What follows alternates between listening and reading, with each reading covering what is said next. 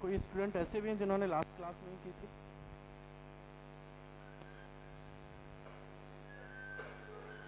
Okay, यानी कि आपकी पहली क्लास है आज। कितने लोगों की पहली क्लास है ये? 2-3 लोग हैं।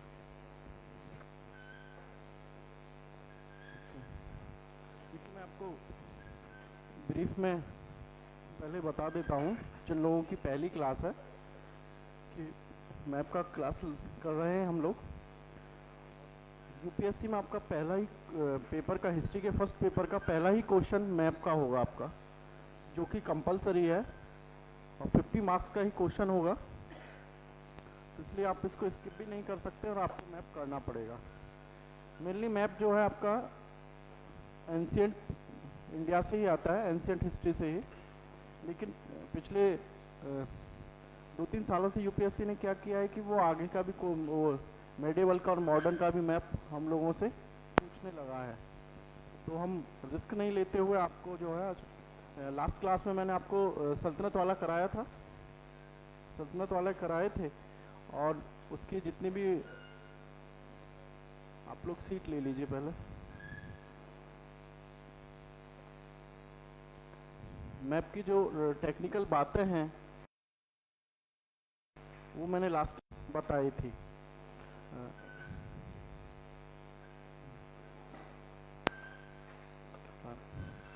जो लोग अभी नए हैं, जिनका पहला क्लास है, तो वो क्लास के बाद थोड़ी देर रुक जाएंगे, ठीक है?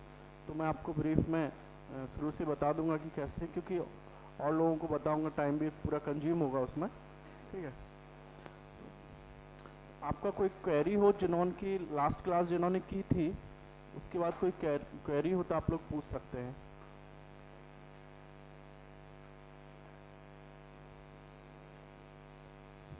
चलिए, तो आज की क्लास हमारी और कल भी क्लास होगी, और यानी कि संडे को आप लोगों का टेस्ट होगा, ठीक है?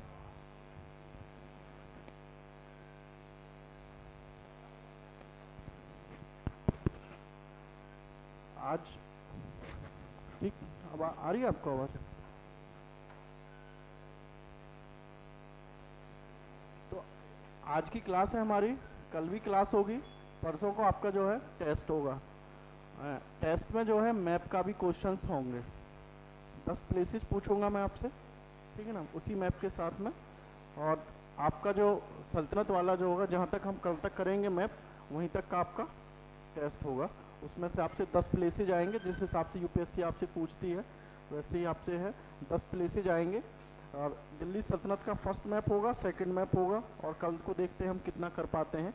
जितना हम लोग कर पाएंगे उतने तक का आपका 10 प्लेस होंगे मैप का, ठीक है?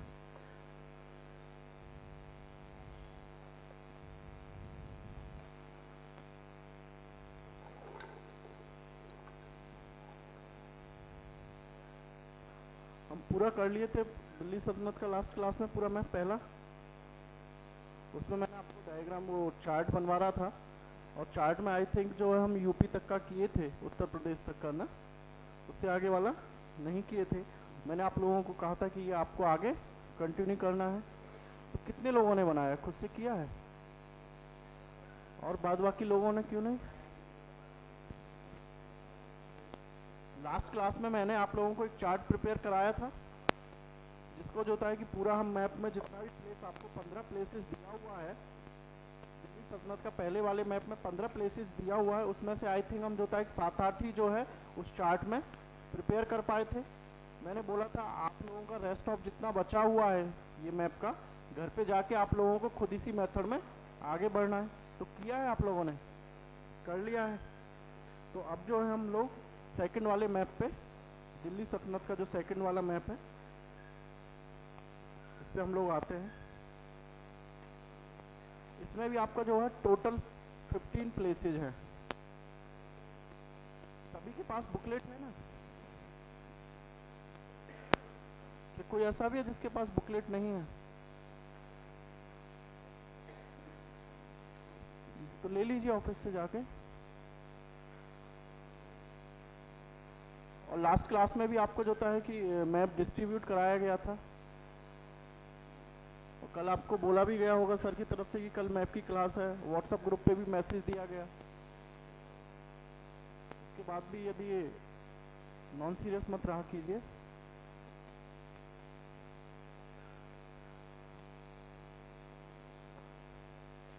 टोटल इसमें भी 15 प्लेसेस दिया गया है आपका। पहले वाला खुला हुआ सल्तनत पीरियड 2 वाला,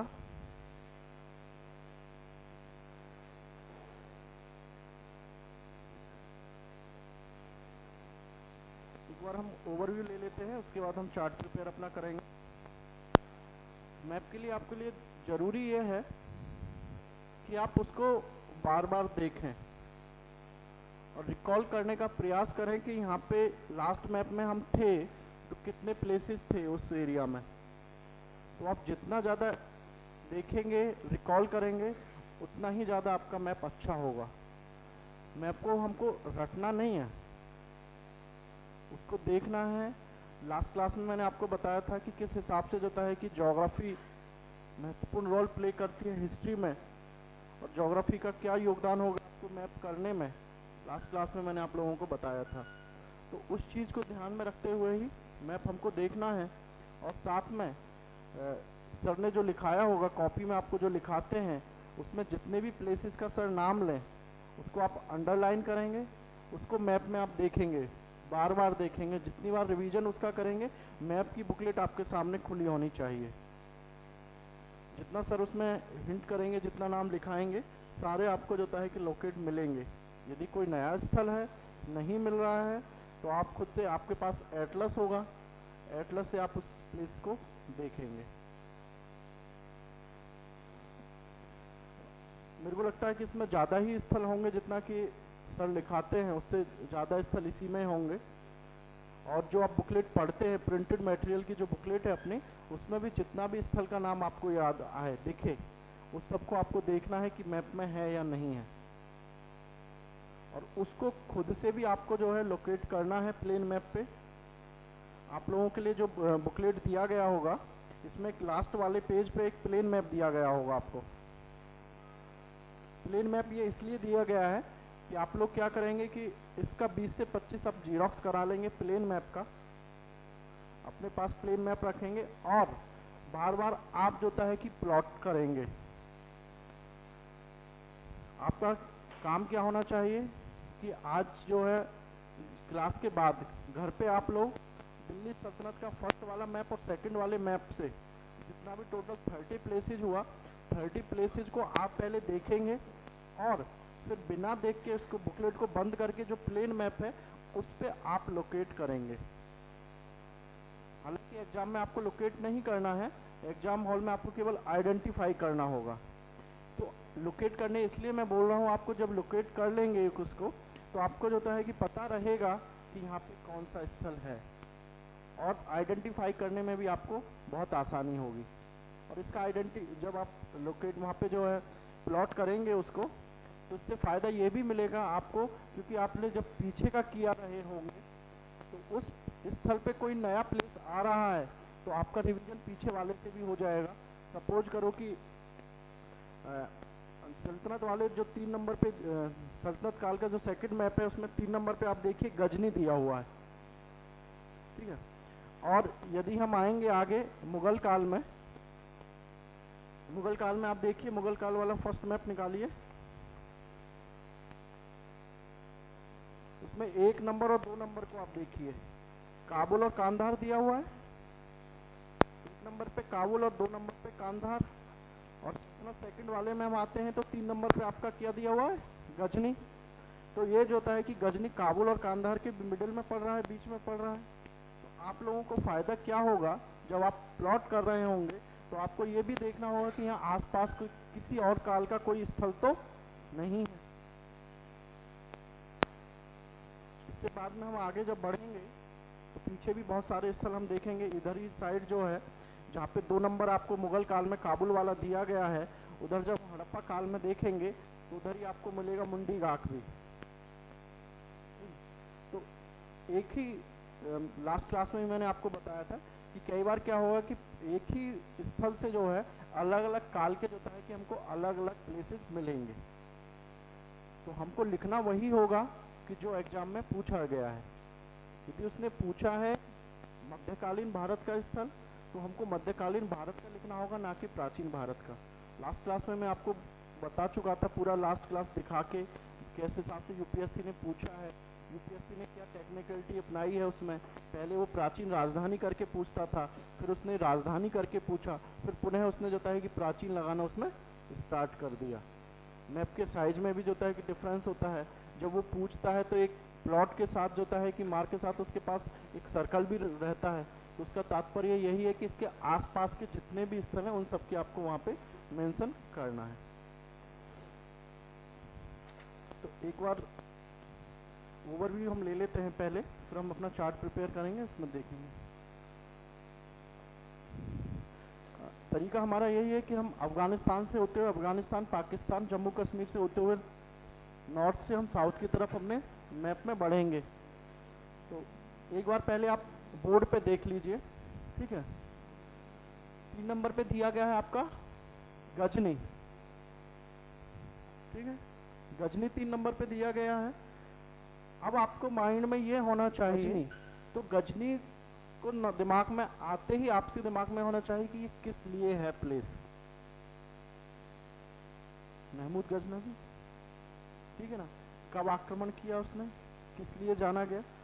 तो इससे आपको फायदा क्या रहेगा कि आपके लिए जो ये डिस्क्रिप्शन इसमें लिखा हुआ है, आपको करके तो दिया गया है डिस्क्रिप्शन, तो मैं नहीं चाहूंगा कि आप डिस्क्रिप्शन को हूबहू आप याद करेंगे, क्योंकि डिस्क्रिप्शन याद करने वाली चीज नहीं होती। लास्ट क्लास में मैंने आपको बताया भी था कि डिस्क्रिप्शन वेरी करता जाएगा। यदि सांस्कृतिक स्थल के रूप में पूछा है तो हमको सांस्कृतिक वाला डिस्क्रिप्शन लिखना होगा। यदि राजनीतिक सांस्कृतिक के रूप में पूछा है तो दोनों को लिखना होगा। यदि मंदिर के रूप में केवल स्पेसिफाई करके मंदिर के रूप में पूछा है तो हमको मंदिर का ही उल्लेख उसमें करना होगा, क्योंकि डिस्क्रिप्शन मात्र 30 वर्ड्स का आपको लिखना है। तो 30 वर्ड्स में आप लिमिट क्रॉस नहीं कर सकते। यदि आप लिमिट क्रॉस करेंगे उसका, तो आपका जो रेस्ट ऑफ क्वेश्चंस है वो आपका छूट जाएगा। टाइम मैनेजमेंट करके हमको चलना होगा। तो कहने का मेरा तात्पर्य यह है आप लोगों को कि जब आप डिस्क्रिप्शन में लिखेंगे तो पहला तो हमको यह पता ही है कि वर्तमान समय में कहाँ भारतीय उपमहाद्वीप के अफगानिस्तान में स्थित है, इतना ही लिख देंगे। उसका जो है कि प्रांत, जिले का नाम लिखने की कोई आपको जरूरत नहीं है। गजनी अब किस लिए फेमस है ये साम्राज्य, तो अब उसके बारे में आप लिखेंगे, क्योंकि इतना आप पढ़े हुए हैं, सर ने भी पढ़ाया होगा आपको कौन था गजनी, कैसे, ठीक है ना। तो इन सब की इससे आपको फायदा क्या मिलेगा, जो यहाँ पे डिस्क्रिप्शन लिखा गया है उसको आपको याद करने की जरूरत नहीं पड़ेगी। डिस्क्रिप्शन देखिए आप अपने उसमें लिखा हुआ है, वर्तमान समय में गजनी काबुल ब्रैकेट में लिखा है पूर्वी अफगानिस्तान के दक्षिण पश्चिम में स्थित है। भारत के संदर्भ में गजनी महमूद गजनवी के आक्रमण से संबद्ध है, जो गजनी का ही शासक था तथा भारत पर 17 बार आक्रमण करके बेशुमार धन दौलत को अपने देश में ले गया था। इसी संसाधन से उसने गजनी की को भव्य इमारतों से सजाया था। 1153 में गौर राजवंश के अलाउद्दीन ब्रैकेट में लिखा हुआ है जहांसोज ने गजनी पर आक्रमण करके इसे कई दिनों तक आग में झुलसाए रखा। अंग्रेजी शासकों ने अपने अफगानिस्तान विजय के पश्चात इस पर कब्जा स्थापित कर लिया। अब देखिए ये आपको लिखा हुआ है 30 वर्ड से ज़्यादा में, 30 वर्ड से ज़्यादा में लिखा हुआ है। अब आपको देखिए जो हम चार्ट प्रिपेयर करते हैं अभी जो आगे करेंगे, उसका उद्देश्य यही है कि आपको मुख्य बातें जो लिखनी होती हैं डिस्क्रिप्शन में उनको आप लिख पाएँ। इतना आप लिखने के करेंगे तो इतना वो नहीं रहेगा, सीधा सीधा लिखेंगे। गजनी वर्तमान में जो है पूर्वी अफगानिस्तान में अवस्थित है। यह जो होता है कि महमूद गजनी के द्वारा स्थापित साम्राज्य के लिए जाना जाता है। भारत में महमूद गजनवी के द्वारा 17 बार आक्रमण किए गए और भारत के ही धन दौलत से ही उसने अपने साम्राज्य की आर्थिक समृद्धि में योगदान दिया। That's all. ये भी 30 वर्ड से बहुत ज़्यादा हो गया जो मैंने बोला आप लोगों को। यहाँ पे मैं यह बताना चाह रहा हूँ आपको कि आपको डिस्क्रिप्शन को लेके तनाव में बिल्कुल नहीं आना है। आपका पूरा फोकस होना चाहिए आइडेंटिफिकेशन पे। लास्ट क्लास में मैंने आपको बताया, यदि आपका आइडेंटिफिकेशन, यदि आप गलत आइडेंटिफाई करेंगे तो डिस्क्रिप्शन भी तो उसी के विषय में लिखेंगे, आप किसी और के विषय में तो लिखेंगे नहीं। जब आपने गलत ही उसको पहचाना है तो आपका डिस्क्रिप्शन तो ऑटोमेटिक ही आपका गलत हो गया। तो पहले आपकी जो चिंता होनी चाहिए वो उसको जो होता है आइडेंटिफाई करने पे होनी चाहिए। गजनी, अब हम देखते हैं पाकिस्तान वाले रीजन में 3 प्लेस इसमें दिए गए हैं पाकिस्तान में। 4 नंबर पे पहला दिया गया है आपका दीपालपुर, 11 नंबर पे आपका दिया गया है उच्च, और 9 नंबर पे आपका दिया गया है ठट्टा। दीपालपुर किस लिए फेमस है? सुरक्षा पंक्ति, ठीक है, सुरक्षा पंक्ति के लिए फेमस है। किसने बनाई थी सुरक्षा पंक्ति? बलबन की दोहरी सुरक्षा पंक्ति है। तो ये आपका किस रूप में पूछा जा सकता है? एक सामरिक महत्व का केंद्र। दूसरा आपको दिया गया है 11 नंबर पे उच्च। उच्च किस लिए फेमस है?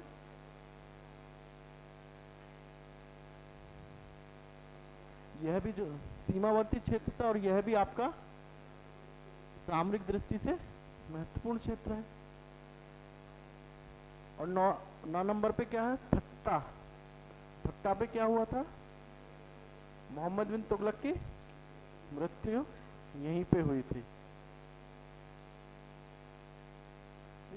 अब इतना यदि आपको उसके बारे में पता है तो आप इजीली डिस्क्रिप्शन लिख लेंगे। जैसा कि हम देखते हैं अभी 4 नंबर पे देखो दीपालपुर में लिखा हुआ है, आधुनिक पाकिस्तान के पंजाब प्रांत में सिंध नदी के तट पर स्थित दीपालपुर मध्यकाल में विशेषकर सल्तनत काल में बाहरी आक्रमणों से बचने के लिए एक महत्वपूर्ण दुर्ग के लिए प्रसिद्ध है। सबसे पहले मंगोल आक्रमण के मद्देनजर बलबन ने इस दुर्ग को मजबूत बनाया और वहां अफगान सैनिकों की नियुक्त किया था। गियासुद्दीन तुगलक भी यहाँ का सूबेदार के रूप में काम कर चुका था। अब आपको देखना क्या है, यदि आपको ये लिखने को आता है, आपसे ये पूछा जा सकता है कि एक महत्वपूर्ण सामरिक केंद्र के रूप में आपसे पूछा जा सकता है।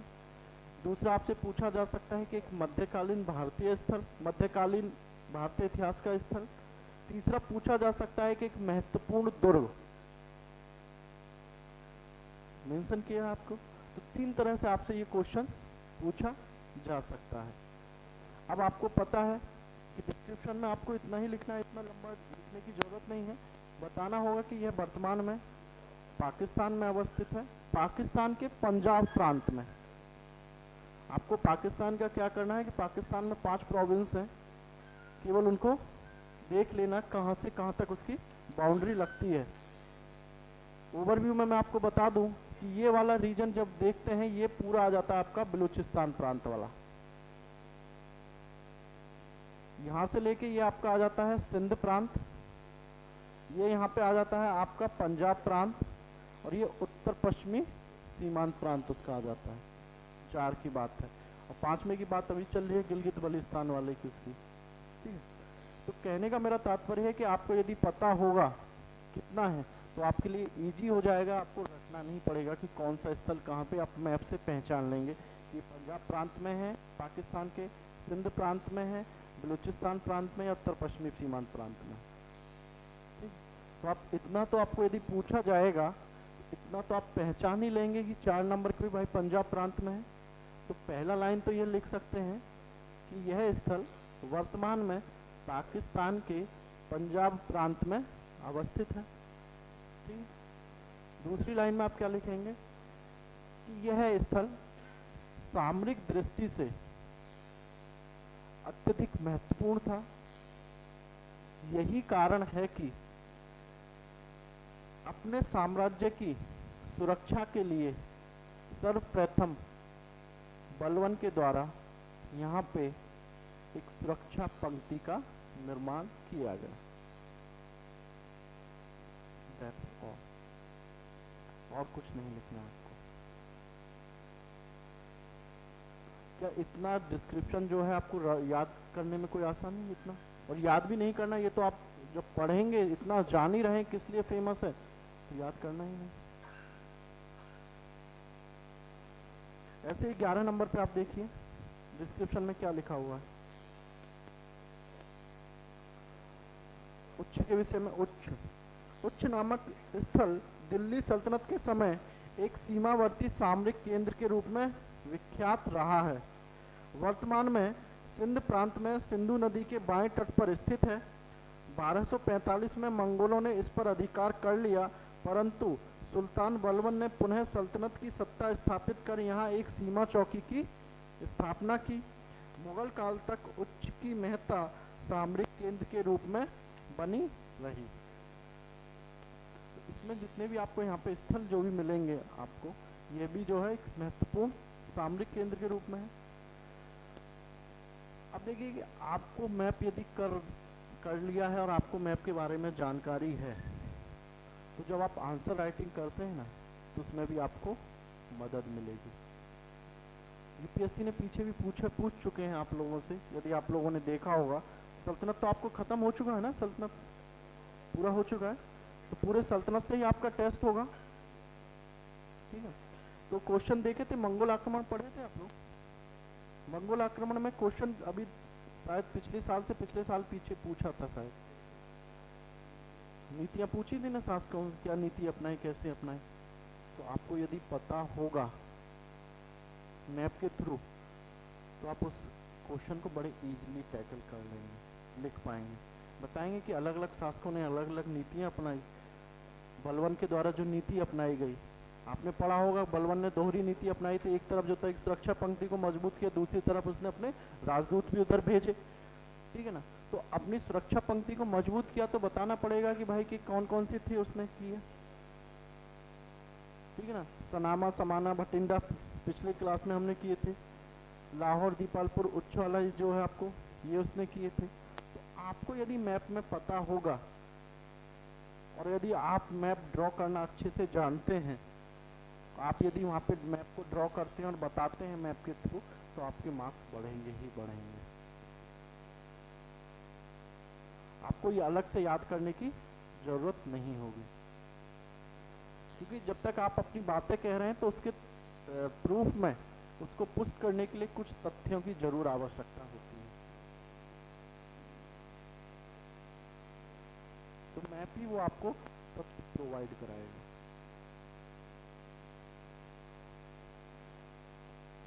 इसी हिसाब से 9 नंबर आप देखिए अपने उसमें, सिंध प्रांत में सिंधु नदी के तट पर स्थित थट्टा मध्यकाल में महत्वपूर्ण स्थल था, क्योंकि यह लाहौरी बंदरगाह को शेष भूभाग से जोड़ने वाला केंद्र था। सल्तनत काल में इस पर नियंत्रण के लिए सुल्तानों को बहुत मेहनत करनी पड़ी।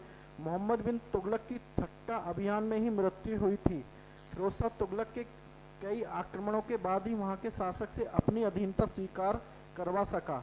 मुगल काल में यह महत्वपूर्ण स्थल रहा। थट्टा मेहदवी आंदोलन का भी केंद्र रहा था। आपको इतना कुछ नहीं लिखना है इसमें, पहला पता ही है। अब आपको जब पता रहेगा कि सिंध प्रांत में कहाँ से कहाँ तक सिंध प्रांत है, तो आपको लिखने की पहला लाइन तो आपको पता ही लिखने के लिए इतना मटेरियल आपके पास सफिशिएंट होता है कि भाई कहाँ पे अवस्थित है। तो सीधा आप लिखेंगे थट्टा के रूप में कि यह स्थल वर्तमान में पाकिस्तान के सिंध प्रांत में अवस्थित है। दूसरा पॉइंट में आप लिखेंगे यह स्थल व्यापारिक एवं सामरिक दृष्टि से काफी महत्वपूर्ण था। यही कारण है कि सल्तनत के शासकों के द्वारा इस पर नियंत्रण स्थापित करने का प्रयास किया गया, और इसी प्रयास में जो है हमारा मोहम्मद बिन तुगलक की मृत्यु हुई, और आगे बड़ी मेहनत के बाद फिरोज शाह तुगलक जो है कि यहाँ इस पे अपना अधीन ला सका। लाहौरी बंदरगाह, ठीक है, इतना समझ रहे हैं ना आप लोग। तो आपके माइंड में ये होना चाहिए कि आप जब घर पे जाएं, तो आप पहले प्लेन मैप पे ये पॉइंट आउट जरूर करेंगे कि 15 स्थल हमने कौन कौन से पढ़े थे और 15 स्थल कहाँ पे हैं। एग्जैक्ट लोकेट नहीं होते कोई दिक्कत नहीं है, लेकिन वो आसपास जरूर होने चाहिए। हमने अभी तक 4 स्थल देखे हैं। पहला गजनी देखा, दूसरा दीपालपुर देखा, तीसरा उच्च देखा और चौथा ठट्टा देखा। इससे पहले भी हम पाकिस्तान में स्थल देखे थे। पहले वाले मैप में कौन सा था?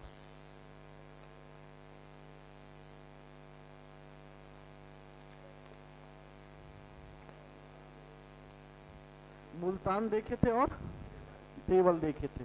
अब आपको पता होना चाहिए कि देखिए कि मुल्तान,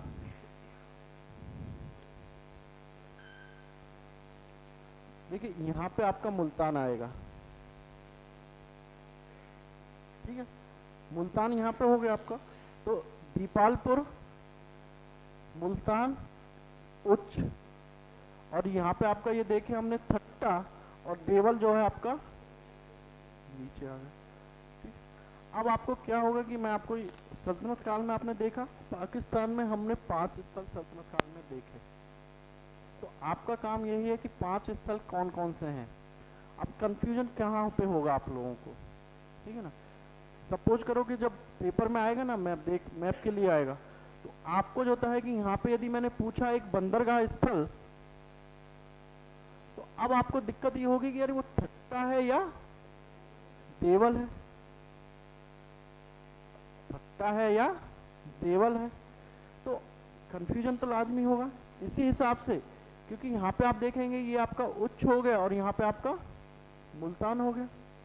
मुल्तान भी सामरिक दृष्टि से महत्वपूर्ण, और वो भी जो होता है कि सुरक्षा पंक्ति का हिस्सा था, ठीक है तो एक उसमें। लेकिन अब यहाँ पे तो आपको ये दिख रहा है, स्क्रीन पे बड़ा दिखेगा, जब मैप में आप जाएंगे तो बड़ा दिक्कत होती है। यही प्रॉब्लम होती है कि जब एक ही लगता है कि पास में ही है स्थल, ज़्यादा दूरी पे होते नहीं हैं।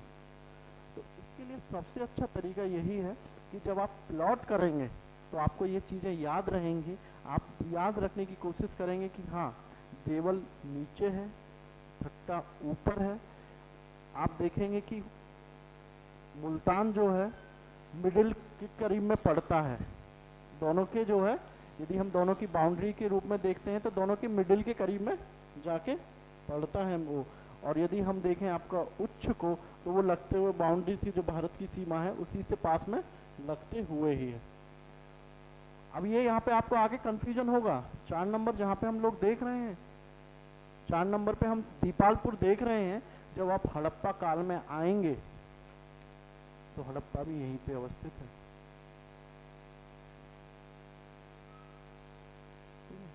यदि उसने पूछा है एक हड़प्पन स्थल, हड़प्पा सभ्यता का स्थल, तब तो आपकी मजबूरी होगी कि आप हड़प्पा लिखेंगे। यदि उसने पूछा है कि एक सामरिक दृष्टि से महत्वपूर्ण स्थल, तब आपकी मजबूरी होगी कि आप दीपालपुर लिखेंगे। तो कहने का तात्पर्य यही है कि स्थल जो है आपका टाइम के अकॉर्डिंग चेंज होता रहेगा। आपको कंफ्यूजन नहीं हो, इसलिए इसका सबसे बेस्ट तरीका ये है कि पहले आप यहाँ पे अच्छे से मैप को देखिए, उसके बाद चार्ट प्रिपेयर कीजिए और खुद से जो होता है कि साइट को लोकेट कीजिए।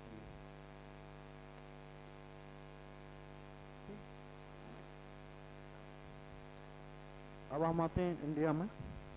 तो कश्मीर वाले रीजन में कहीं पे नहीं है कोई भी स्थल, ठीक है ना। हमको पड़ता है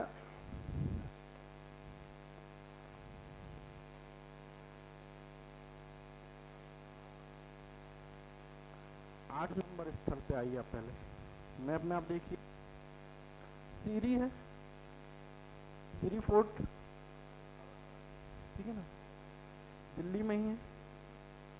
सीरी का किला भी है, सीरी फोर्ट। तो आपसे पूछा जा सकता है किले के रूप में भी, ठीक है। इसके डिस्क्रिप्शन पे आप आइए, लिखा हुआ है यह स्थल वर्तमान समय में राष्ट्रीय राजधानी क्षेत्र दिल्ली में स्थित है। मध्यकाल में अलाउद्दीन खिलजी ने इस नगर को मंगोल आक्रमण से सुरक्षा के लिए बसाया था। यहीं पर उसने अपना सैन्य मुख्यालय बनाया तथा किले की स्थापना की थी। इसी जगह पर अलाउद्दीन खिलजी का मकबरा भी स्थापित है। अब आपके लिए किस रूप में पूछा जा सकता है स्थल? सीधा पूछा जा सकता है कि एक सल्तनत कालीन स्थल। दूसरा पूछा जा सकता है कि एक सामरिक केंद्र के रूप में महत्वपूर्ण स्थल। तीसरा ये पूछा जा सकता है कि एक किला के रूप में स्थल। चौथा पूछा जा सकता है कि एक मकबरा स्थल, मकबरा। और पांचवा यह भी पूछा जा सकता है कि एक सांस्कृतिक स्थल। चूंकि मकबरा है, मकबरा यानी स्थापत्य से रिलेटेड है, तो इसलिए वो सांस्कृतिक स्थल के रूप में भी आपसे पूछा जा सकता है। ठीक है, इस रूप में आपसे ये पूछा जा सकता है। तो कहने का तात्पर्य यही है कि आपको यह देखना है कि वह स्थल किस किस रूप में हमसे पूछा जा सकता है। समझ रहे ना मेरी बात को? तो आपको उस रूप में उसको तैयार करना है। और यहाँ पे भी आपका जो टेस्ट होगा तो उसमें सीधा सीधा नहीं पूछूंगा मैं आपसे कि एक सल्तनत कालीन स्थल, उसमें आपसे ऐसे ही रहेगा कि एक सामरिक केंद्र के रूप में, सामरिक केंद्र, एक दुर्ग स्थल, एक जो है कि सांस्कृतिक स्थल, एक महत्वपूर्ण मकबरा। तो इस रूप में आपसे क्वेश्चन पूछा जाएगा।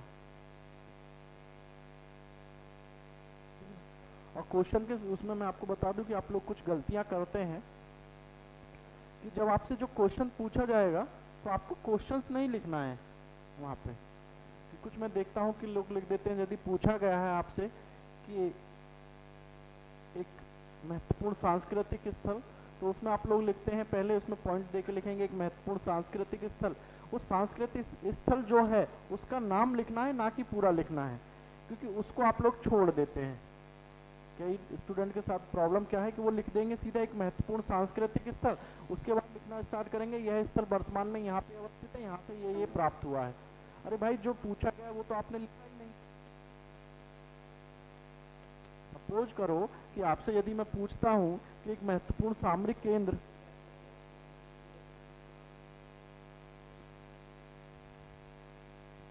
सपोज करो मैंने आपसे यही वाला प्लेस पूछा और पूछा एक महत्वपूर्ण सामरिक केंद्र, तो आपको तो बताना पड़ेगा कि नहीं दीपालपुर है। आपने कहीं पे भी दीपालपुर का नाम का उल्लेख किया ही नहीं। उसमें हेडिंग में आप लोग क्या करते हैं कि लिखेंगे एक महत्वपूर्ण सामरिक केंद्र, डैश दे के लिख देंगे यह स्थल वर्तमान में पाकिस्तान के पंजाब प्रांत में अवस्थित है। दूसरे पॉइंट में लिख देंगे कि यह स्थल सल्तनत काल में सामरिक दृष्टि से काफी महत्वपूर्ण था, यही वजह है कि यहाँ पे बलबन के द्वारा एक वैज्ञानिक सुरक्षा पंक्ति का निर्माण किया गया। अब आपने डिस्क्रिप्शन तो ठीक लिखा है, लेकिन डिस्क्रिप्शन किसके विषय में लिखा है इसका कोई पता ही नहीं। तो आपको यह से लिखना होगा डिस्क्रिप्शन में, हेडिंग में आप देंगे दीपालपुर, डैश दे के आप लिखेंगे कि एक यह जो है वर्तमान में पाकिस्तान के पंजाब प्रांत में अवस्थित स्थल है, सल्तनत काल में सामरिक दृष्टि से एक महत्वपूर्ण स्थल था, मंगोल बाह्य आक्रमण अर्थात मंगोल आक्रमण से साम्राज्य की सुरक्षा के लिए बलबन के द्वारा यहाँ पे वैज्ञानिक सुरक्षा पंक्ति का निर्माण किया गया। तो ये आप ध्यान रखेंगे, क्योंकि संडे को टेस्ट होगा तो उसमें 10 प्लेस आपका आएगा। ठीक है, इसी रूप में आएगा आपका। ठीक है, तो हमने सीरी वाला देखे, तो सीरी इस रूप में आपसे पूछा जाएगा।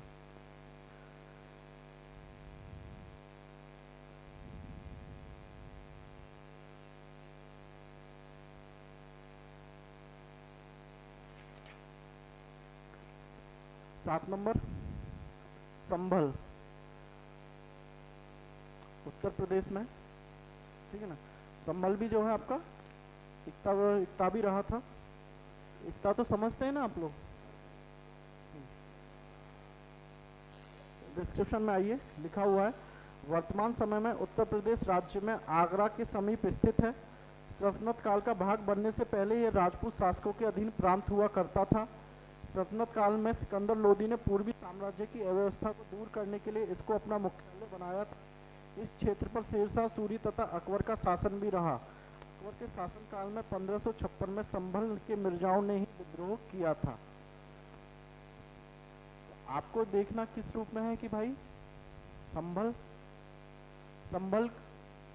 किस रूप में आपको रहा है कि उसमें लिखा हुआ है कि आप जब देखेंगे कि ये उत्तर प्रदेश के आगरा के समीप लिखा हुआ है, इसको आपको पता होगा कि आगरा की स्थापना किसने की थी? सिकंदर लोदी ने आगरा की। इसी ने क्या किया था कि इसी को पहले स्थापना के क्रम में, तो पहले सबसे पहले उसने इसको अपना मुख्यालय बनाया था संभल को। और आगे जो होता है कि यह स्थल मुगल काल तक चलता रहा। अकबर के चर्चा भी की गई है। अकबर के समय में 1556 में वहां के मिर्जाओं ने जो होता है कि ये विद्रोह भी किया था। समझ रहे ना आप लोग? संभल। उसके 12 नंबर पे आप देखिए बयाना। ये आपके राजस्थान के भरतपुर जिले में पड़ेगा। आप मैप में देखेंगे आगरा से ही लगता हुआ ही है भरतपुर जिला जो है। जो लोग उधर साइड के होंगे तो देखे होंगे कि ये। और बयाना जो होता है कि आपका गुप्त काल में भी काफी फेमस रहा है। सिक्कों को यहाँ से ढेर प्राप्त हुआ है। और बयाना किस लिए फेमस था सल्तनत काल में?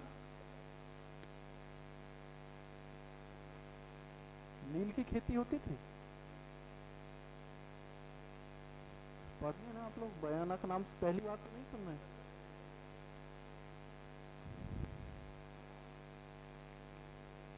मुगल काल में आगे चलती होगी बयाना की, ठीक है ना। तो नील की खेती के लिए भी अपना, नील के लिए भी प्रसिद्ध था पूरा, ठीक है।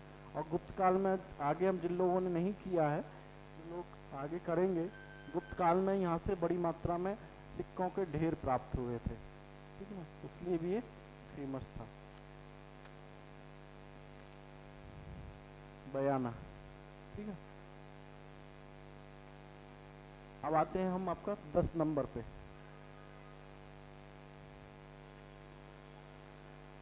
नागौर।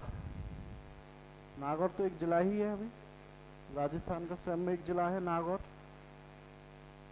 यह भी जो था कि सामरिक दृष्टि से काफी महत्वपूर्ण स्थल था। आप देखेंगे तो जो सल्तनत का जो केंद्रीय क्षेत्र था वो तो दिल्ली और आसपास का ही क्षेत्र था। आप लोगों ने पढ़ा होगा कि इल्तुतमिश के समय भी बहुत सारे विद्रोह हुए, बलबन के समय भी विद्रोह हुए। तो उनको अपनी साम्राज्य को सुदृढ़ता प्रदान करने के लिए जरूरी था कि किले बनाएं और आसपास के लोगों से जो है कि जो राजाएं थे उनसे सहयोग लें। उस समय क्या था, उससे पूर्व की स्थिति को आप एज्यूम कीजिए। पूर्व मध्यकाल की स्थिति क्या थी? राजनीतिक विखंडीकरण का काल था। अलग अलग क्षेत्र में अलग अलग राजपूत शासक शासन कर रहे थे, ठीक है। तो उसी स्थिति में जो है कि कहीं ना कहीं उनका सहयोग लेना आवश्यक था। और प्रांतीय प्रशासन का जो है कि मॉडल पूरी तरह विकसित नहीं हो पाया था। प्रांतीय प्रशासन के रूप में कौन वो करता था? एकता व्यवस्था थी, तो अलग अलग एकता भी थे, ठीक है ना। तो आपके लिए जरूरी यह भी है कि कुछ महत्वपूर्ण एकताओं का नाम, जैसे कि लास्ट वाले में हमने देखा होगा कि आपको पहले वाले मैप में बदायूं था या नहीं था? किसके अंतर्गत था ये एकता?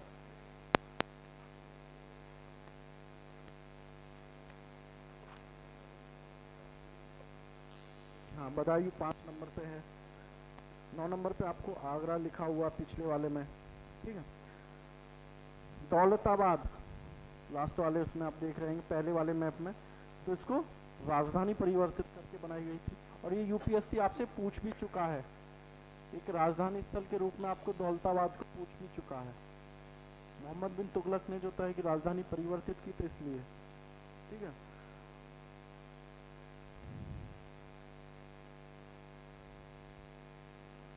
नागौर में आपको लिखा हुआ है, नागौर वाले डिस्क्रिप्शन में आप देखिए। नागौर वर्तमान समय में राजस्थान राज्य में स्थित है। दिल्ली सल्तनत से लेकर मुगल काल तक इसका सामरिक महत्व रहा है। शहर के मध्य में यह यहाँ एक किला स्थापित है जिसमें कई भव्य सरोवर तथा अन्य इमारतें हैं। वर्तमान समय में यह स्थल पशु मेले के लिए प्रसिद्ध है। ख्वाजा हमीउद्दीन नागौरी की दरगाह यहीं पर अवस्थित है। इसके साथ साथ अमर सिंह की छतरी के लिए भी यह स्थल विख्यात है। जो लोग राजस्थान के होंगे वो और अच्छी तरह से जानते होंगे। तो आपको नागौर किस किस रूप में आपसे पूछा जा सकता है? महत्वपूर्ण सामरिक केंद्र के रूप में, किले के रूप में आपसे पूछा जा सकता है, सांस्कृतिक स्थल के रूप में पूछा जा सकता है, ठीक है ना। और ख्वाजा हमीउद्दीन नागौरी की दरगाह, ठीक है ना, इसके रूप में भी आपसे पूछा जा सकता है।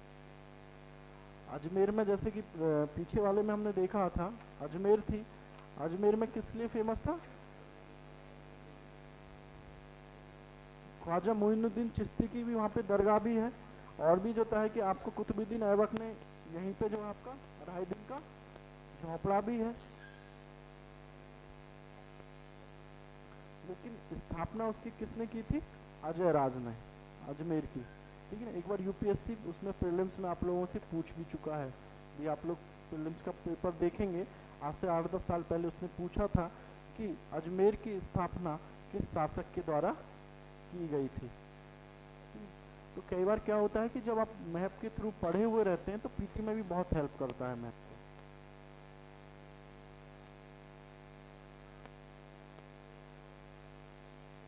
लिखा हुआ ना कि एक तो दरगाह के रूप में है, ठीक है ना, सांस्कृतिक स्थल के रूप में हम किस किस को लेते हैं? यदि वहाँ पे कोई स्थापत्य का केंद्र होता है या कोई धार्मिक स्थल होता है वहाँ पे, इस रूप में जो रहता है वहाँ पे, या कोई मंदिर होता है, मंदिर हो, मठ हो, दरगाह हो, उसको सांस्कृतिक केंद्र। और यहाँ पे जो होता है कि अमर सिंह की छतरी, तो मतलब ये भी एक सांस्कृतिक रूप में आता है उनके द्वारा, वहाँ के जो स्थानीय राजा थे अमर सिंह, तो उनकी छतरी, तो ये सांस्कृतिक केंद्र के रूप में भी आता है। और वर्तमान में लिखा हुआ भी कि पशु मेले के लिए भी वो प्रसिद्ध है, तो सामाजिक रूप में इसलिए उसका महत्व। नागौर और किस लिए फेमस है नागौर?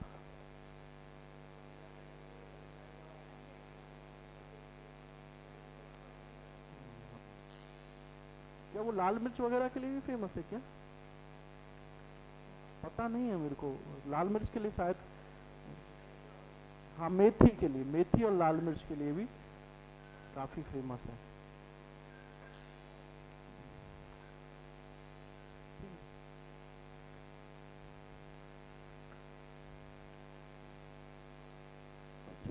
हाँ, एक अभी अजमेर की ही बात कर रहे थे हम लोग, अजमेर 1 नंबर पे हम अजमेर देखें, तो अजमेर भी आपके एक सांस्कृतिक स्थल के रूप में पूछा जा सकता है, और ये अभी पूछा ही गया था, 2016 में पूछा गया था आपको 1 नंबर।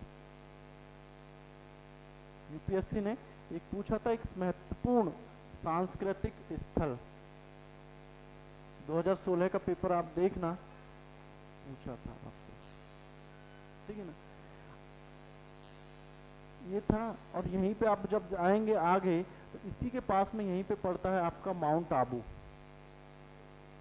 ठीक है ना। तो उस साल क्या दिक्कत हुआ था कि इन्हीं 2 स्थल को लेके जो है एग्जाम हॉल में कंफ्यूजन था कि माउंट आबू होगा या अजमेर होगा।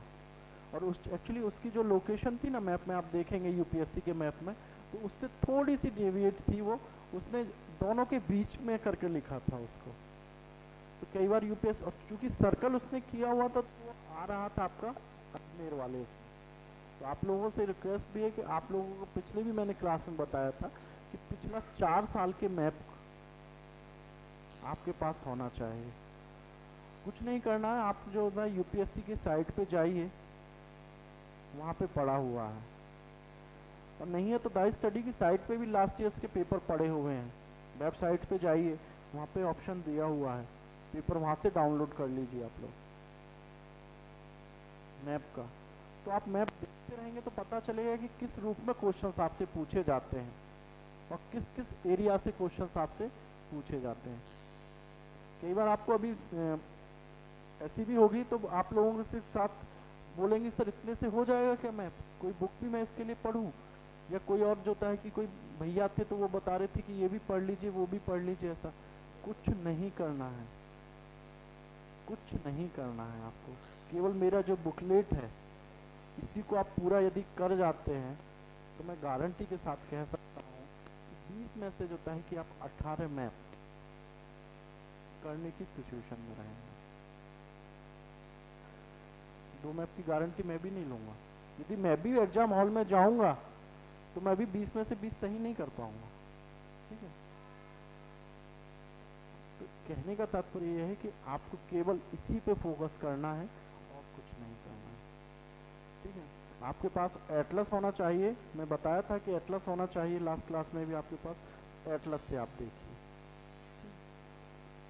और लास्ट ईयर में आपको मैंने यह भी बताया था क्लास में कि वो आप लास्ट ईयर के यदि पेपर सॉल्व करके जाते हैं कि 2 से 3 प्लेस हर बार रिपीट करता ही करता है यूपीएससी।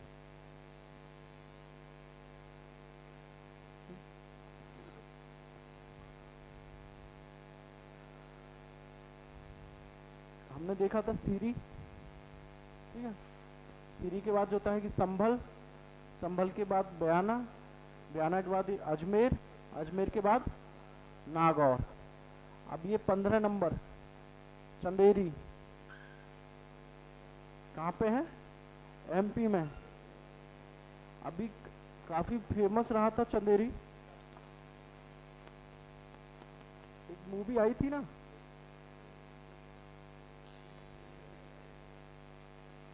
यहीं से है, ठीक है ना, उसमें यहीं की दिखाई गई थी हिस्ट्री। पता नहीं वो कितना सही है कितना। केरल वाली, और उसको जो था फिल्माया गया आपका पूरा चंदेरी में। तो अब यूपीएससी हो सकता है, ठीक है ना।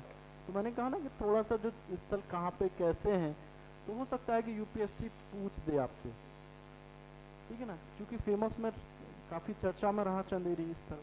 चंदेरी जो है कि अपनी सिल्क की साड़ियों के लिए फेमस है, ठीक है ना। वैसे ये स्थल भी पूछा जा चुका है यूपीएससी के द्वारा, चंदेरी भी, ठीक है।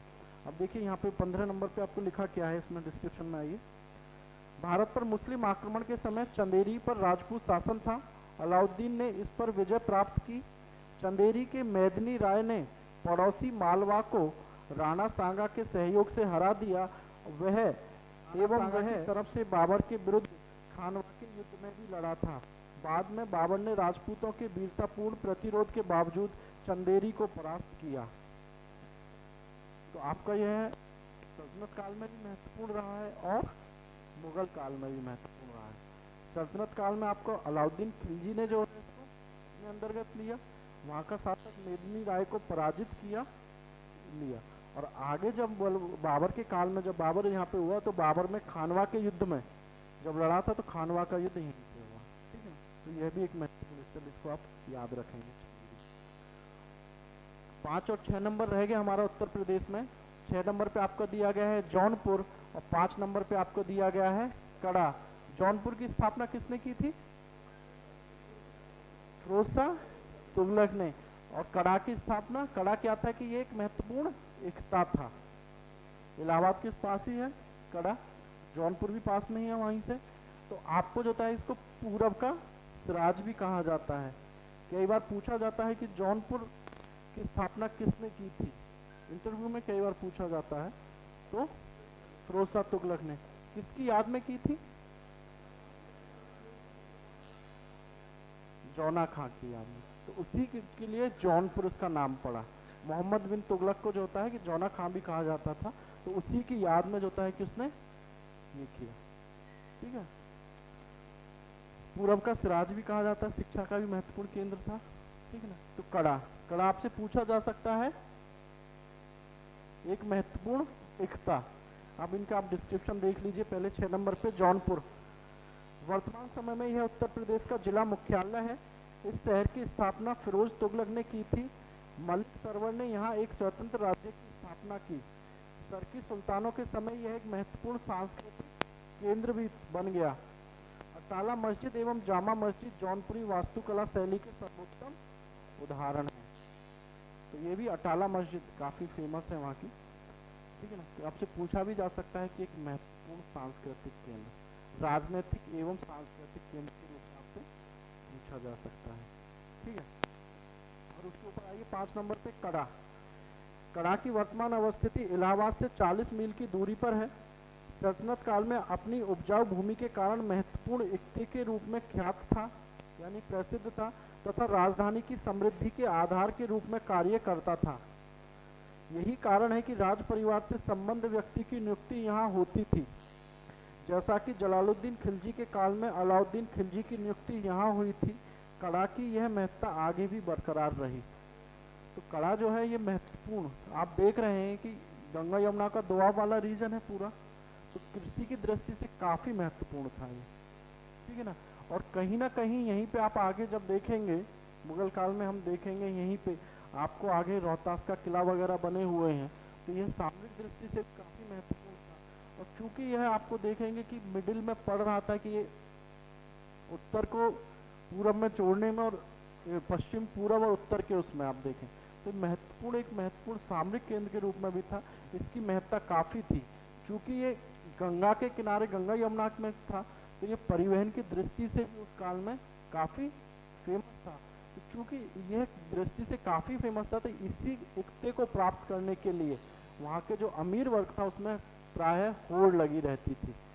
और महत्वपूर्ण रूप में चूंकि महत्वपूर्ण था, तो ये सामान्यतः या मुख्यतः जो है राज परिवार के जो सदस्य होते थे उन्हीं को यह प्रदान किया जाता था। और अलाउद्दीन खिलजी इसी का जो है यहाँ का इक्तेदार रहा था, कड़ा का।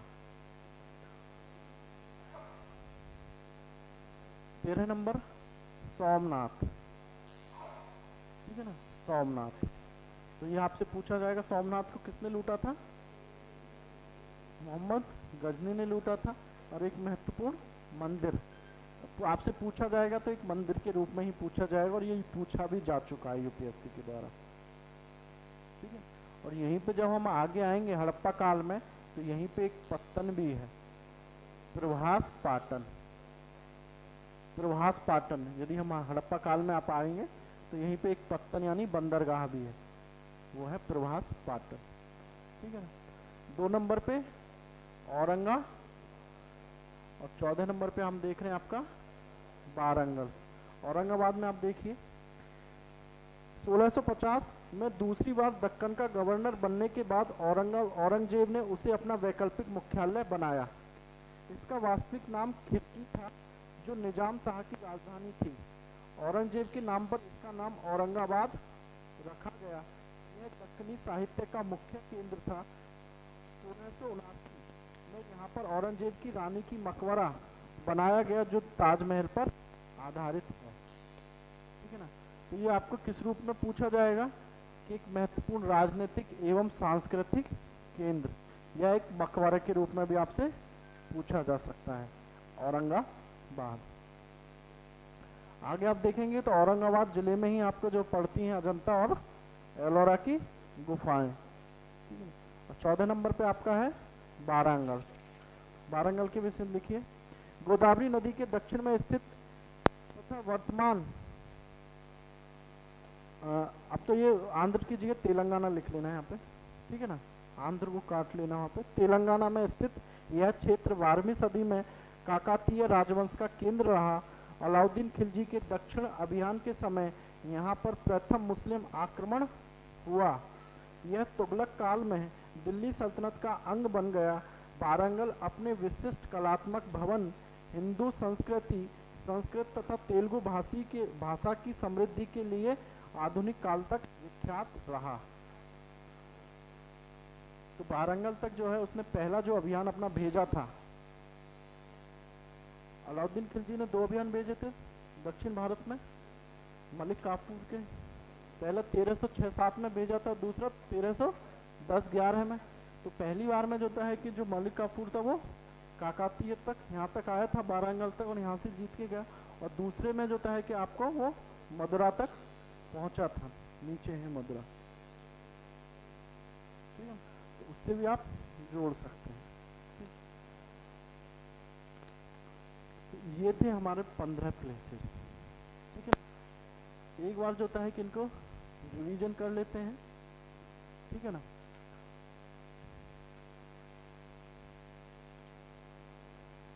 गजनी, दीपालपुर, उच्च, ठट्टा, सिरी, संभल, बयाना, अजमेर, नागौर,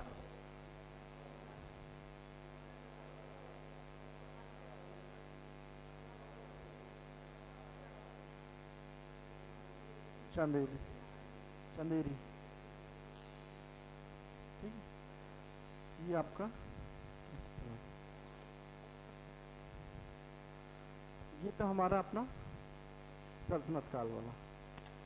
एक बार हम सल्तनत काल के पहले वाला मैप भी देख लेते हैं, आपका रिवीजन हो जाएगा, क्योंकि इसी से आपका टेस्ट भी होना है।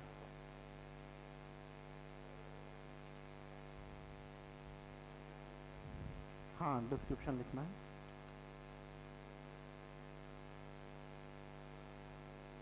4 नंबर मुल्तान, 8 नंबर 7 नंबर सनामा समाना, 6 नंबर सरहिंद, 1 नंबर पे, 2 नंबर पे, 3 नंबर पे दिल्ली, ठीक है ना। 5 नंबर पे, 9 नंबर पे, 11 नंबर पे रणथंबोर, यह भी किले के रूप में प्रसिद्ध था और सामरिक केंद्र था महत्वपूर्ण। 13 नंबर पे चित्तौड़गढ़ का किला भी फेमस है, तो किले के रूप में आपसे पूछा जाएगा। 12 नंबर पे अनिहलवाड़ा, ये जो वहाँ के सोलंकी थे, ठीक ना, उनकी राजधानी थी, गुजरात में है सोलंकी अनिहलवाड़ा। 14 नंबर पे जो कि राजधानी थी। और 15 नंबर पे लखनौती अथवा गौंड, ये बंगाल के जो सेन वंश था वो उस समय का, उनकी वो थी, ठीक है ना। आप देखिए ये था हमारा सल्तनत काल वाला। अब थोड़ा सा आपको एक मिनट ओवरव्यू दे देता हूँ उसका।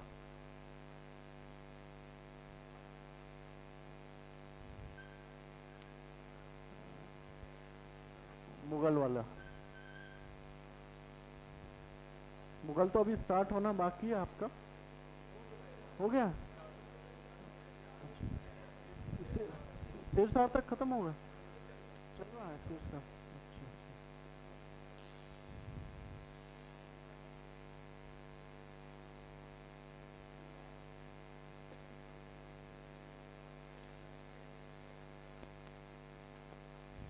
इसमें भी आपको 15 स्थल दिए हुए हैं।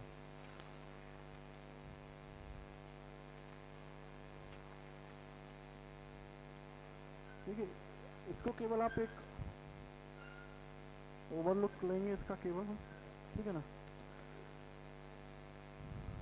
पहले नंबर पे आपका, आप अपना बुकलेट अभी बंद कर दीजिए, ठीक है ना। मैप पे आप यहाँ पे देखिए पहले, ठीक है ना। बुकलेट तो रहेगा, दिख नहीं रहा तुमको तो इधर आके बैठ। पहले नंबर पे आपका काबुल, 2 नंबर पे आपका, और यहाँ पे यदि मैं पूछूंगा सल्तनत काल में कौन सा आ जाएगा, गजनी, कौन सा आएगा, गजनी। यदि मैं यहाँ पे आपसे पूछूं सल्तनत काल में एक बंदरगाह, और यहाँ पे मैं पूछूं एक सामरिक केंद्र, यहाँ पे यदि मैं आपसे पूछूं एक सामरिक केंद्र के रूप में दीपालपुर, और यहाँ पे यदि मैं पूछूं एक महत्वपूर्ण सामरिक केंद्र, और यहाँ पे यदि मैं पूछूं आपसे उच्च, और यहाँ पे मैं पूछूं आपको राजधानी स्थल चौहान वंश की, हाँ सोलंकी वंश की, सॉरी। यहाँ पे मैं पूछूं मंदिर स्थल सोमनाथ, यहाँ पे मैं पूछूं आपसे एक औरंगाबाद मकबरा स्थल यानी औरंगाबाद, ठीक है। यदि मैं इधर ही आपसे पूछूं एक महत्वपूर्ण सांस्कृतिक एवं राजनीतिक केंद्र जौनपुर, और यदि इधर ही आपसे पूछूं तो एक महत्वपूर्ण एकता कड़ा, यहाँ पे भी आपसे यदि पूछा जाए एक महत्वपूर्ण एकता बदायूं। इसी रूप में आपको जो है आप जितनी बार प्लॉट करेंगे, जितनी बार देखेंगे, उतना आपको याद रहेगा। अब आपके दिमाग में एक फ्रेम बन जाना चाहिए कि हाँ, कि यदि आप आंख बंद करें, आप सोचें कि हाँ सल्तनत काल का मैप, तो मैप आपके दिमाग में तुरंत आ जाना चाहिए कि हाँ यहाँ पे ये स्थल है। और यदि आपने मैप में अच्छा कर लिया तो आपका फर्स्ट पेपर में मार्क्स बहुत बूस्ट करेगा। सामान्यतः यही देखा गया है कि मैप में हम लोग गलती करके आते हैं। कारण यह रहता है कि हम मैप को सीरियसली लेते नहीं हैं, सोचते हैं कि चलो अब जब मैप कर लिया, यहाँ के बाद क्लास करके गए, उसके बाद कभी देखे ही नहीं मैप को। और एग्जाम टाइम में भी कि हाँ एग्जाम होना है, तो उससे जो है कि 2 दिन पहले देख रहे हैं कि हाँ मैप है भी या नहीं। तो यदि आप इतना नॉन सीरियसनेस दिखाएंगे मैप के लिए, तो उसका भुगतान आपको करना ही पड़ेगा। आप लोग होते हैं जीएस के पेपर भी 250 मार्क्स का होता है, और ये तो आपको श्योर पता ही है कि 50 मार्क्स का मैप आना ही आना है। ये तो तय है। और उसके अतिरिक्त यदि हम देखें जीएस के पेपर में 50 नंबर का भी आपके पास इंटरनल सिक्योरिटी नहीं आता है, ठीक है ना। उसके लिए कितना मेहनत करते हैं हम लोग, ये नोट्स भी पढ़ लेते हैं, वो नोट्स भी पढ़ लेते हैं, ये भी कर लेते हैं, वो भी कर लेते हैं, ठीक है। मैं ये नहीं कह रहा कि उसके लिए तैयारी नहीं करना, आपको बिल्कुल तैयारी करना है, इंटरनल जितने भी पार्ट्स हैं सबकी तैयारी करना है। केवल मैं एक एग्जाम्पल आप लोगों को बता रहा हूँ कि आपकी प्रायोरिटी कैसे होनी चाहिए, क्योंकि हमारा मेन उद्देश्य यहाँ पे सिलेक्शन लेना है, ठीक है। और सिलेक्शन के लिए मार्क्स लेके आना है, और मार्क्स के लिए ज़रूरी है कि हमको अपनी रणनीति ऐसी बनाए कि हम अधिक से अधिक अंक प्राप्त कर सकें। यदि आप मैप को 50 नंबर, आपको यह जानते हुए भी कि यह आएगा ही आएगा, और उसके बावजूद भी हम मैप को नहीं देखते हैं, नॉन सीरियसनेस दिखाते हैं, मैं गारंटी के साथ कहता हूँ कि यदि आप जैसे जैसे पढ़ रहे हैं, जैसे आपका क्लास चल रहा है, साथ में मैप का बुकलेट रखिए, जो जैसे कि मुगल चल रहा है, ठीक है ना आपका, तो मुगल का आपको होनिंग ये चाहिए आपको लोगों के कि मैप का यदि क्लास नहीं भी यहाँ पे आपको कराया गया उससे पहले, तो मैप का बुकलेट कम से कम आपके पास है, आप यह तो देख लें कि जो स्थल के नाम आ रहे हैं तो एक बार वो है कहाँ पे, तो उससे जो होता है कि कनेक्ट करने में बड़ी आसानी होती है। तो आप आज के बाद जब भी आप रिवाइज करेंगे तो अपना मैप का बुकलेट सामने खोल कर रखेंगे। जो लोग ये रणनीति फॉलो करते हैं उनको एग्जाम हॉल में कोई दिक्कत ही नहीं होती है, वो चुटकी बजाते हुए मैप सॉल्व करके आ जाते हैं। नहीं तो आप जिस दिन हिस्ट्री का पेपर होता है उस दिन देखना कि सभी लोग जो है कि अपना मैप का बुकलेट लिए हुए पता नहीं कहाँ का उसको मैप को देखते रहते हैं, परेशान रहते हैं। खुद मैंने देखा है, महसूस किया है। और सबसे ज़्यादा दिक्कत होती है इंग्लिश मीडियम वालों को, मैं सच बताऊँ, वो मैप करते ही नहीं है, कराया ही नहीं जाता। किसी कोचिंग में मैप के लिए अलग से क्लास की कराई ही नहीं जाती, आप देख लीजिए कहीं पे भी।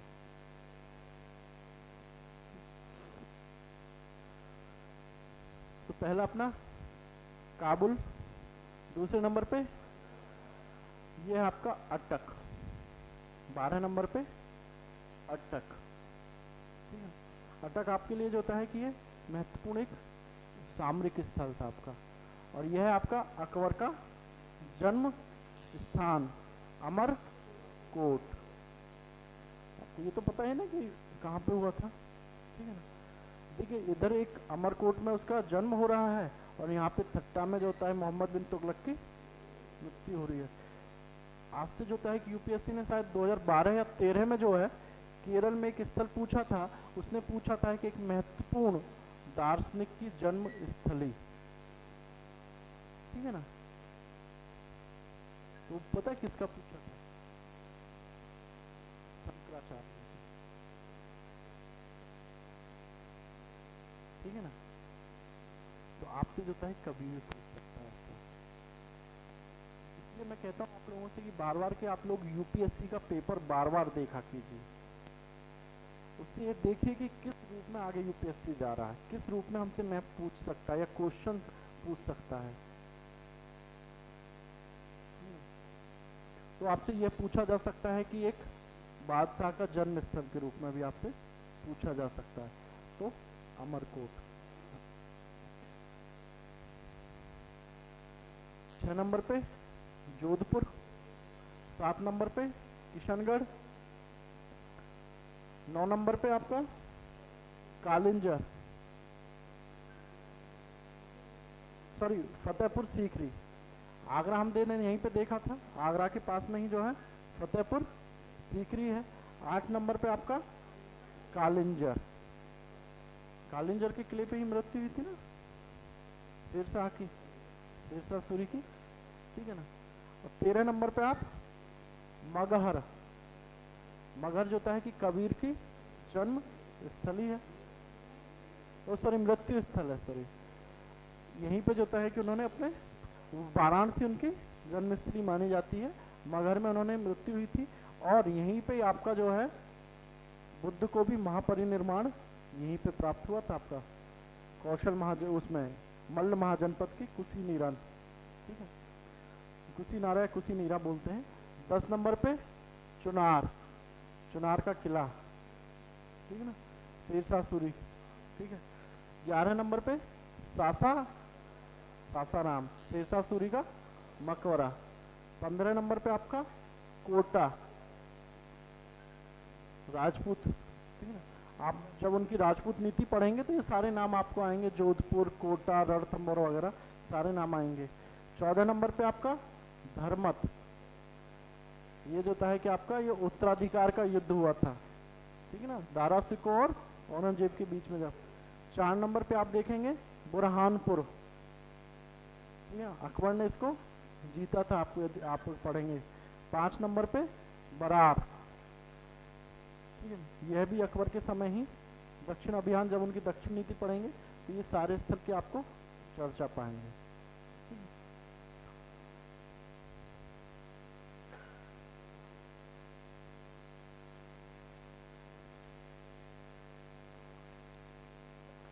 अब ये हमारा सेकंड मैप मुगल काल वाला।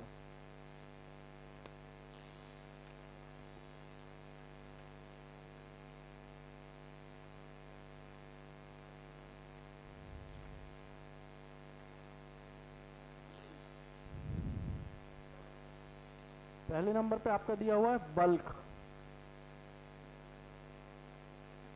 बल्ख अभियान के बारे में सुना, ठीक है, नहीं सुना है तो आगे सर बताएंगे आपको, ठीक है ना। बल्ख याद रखना आपको। हमने क्या क्या देखा था, काबुल देखा था, गजनी देखा था, कंधार देखा था, और ये यहाँ पे अब बल्ख। पाकिस्तान में हम पहले देख चुके हैं। एक जो है कि आपको यहाँ पे देखा था आपका अटक देखा था, अटक का किला। इधर हमने देखा था आपका अमरकोट मुगल काल में। इसके अतिरिक्त हमने उधर देवल देखा था, ठट्टा देखा था, यहाँ पे आपका दीपालपुर देखा था, मुल्तान देखा था, उच्च देखा था। अब 7 नंबर, 7 नंबर पे क्या दिया हुआ है आपका अमृतसर, ठीक है ना। अमृतसर, अमृतसर की स्थापना रामदास ने की थी। अकबर ने जो है उनको जगह दी थी तो उन्होंने स्वर्ण मंदिर वहाँ पे बना हुआ। तो आपसे पूछा जा सकता है कि महत्वपूर्ण सांस्कृतिक केंद्र, ठीक है, अमृतसर के रूप में। 11 नंबर पे आपका लोहगढ़, यह भी एक किला था, लोहगढ़ का किला आएगा। 6 नंबर पे आप देखेंगे करनाल, करनाल आपका हरियाणा में। 3 नंबर पे आप लोग देखेंगे सामूगढ़, सामूगढ़ की भी लड़ाई हुई थी, आप याद रखेंगे। 12 नंबर पे आप देखेंगे पुष्कर, अजमेर में है, ठीक है ना। पुष्कर में माना जाता है कि पूरे विश्व में एकमात्र ब्रह्मा जी का मंदिर कहाँ पे है, पुष्कर, ठीक है। 9 नंबर में आप देख रहे हैं उदयपुर। 3 नंबर हम लोग देख चुके हैं सामूगढ़। 5 नंबर में है आपका झांसी। 14 नंबर में आपका पलामू, यहाँ पे शाहजहां के द्वारा जो है कि मुगल साम्राज्य में इसको मिलाया गया था पलामू को। 10 नंबर पे हम देख रहे हैं चंपानेर, यह भी किला था महत्वपूर्ण, चंपानेर का किला। 8 नंबर पे नांदेड़, नांदेड़ में क्या हुआ था, यहीं पे जो है कि उनकी गुरु गोविंद सिंह की मृत्यु, ठीक है ना। 15 नंबर पे शिवनेर, शिवनेर में जो है कि एक महत्वपूर्ण दुर्ग भी था, और यहीं पे जो है कि आगे शिवाजी का जन्म स्थल भी है। 4 नंबर पे हम देख रहे हैं पुरंदर, पुरंदर जो होता है किले के रूप में, और पुरंदर की आगे संधि भी होगी, और पुरंदर ये आगे आपको आधुनिक भारत जब हम पढ़ेंगे मॉडर्न इंडिया, उसमें भी आ पाएगा पुरंदर का नाम। पुरंदर की संधि, 2-3 पुरंदर की संधियां हुई हैं, याद रखना आप लोग, ठीक है ना। और 2 नंबर पे आपका है सतारा, ठीक है, सतारा। और 13 नंबर पे आपका ये गुवाहाटी है, ठीक है ना, अहोम विद्रोह के लिए जाना जाता है। अहोम पढ़ेंगे आप, अहोम साम्राज्य, तो ये उसी की यहाँ पे राजधानी थी, ठीक। यह है पूरा आपका मुगल काल का, ठीक है। क्या, हाँ हाँ, अभी मैं वो होगा ना, अभी तो मैंने आपको ओवरव्यू दिया है। अब आपकी अभी क्लास खत्म थोड़ी हुई आप लोगों की।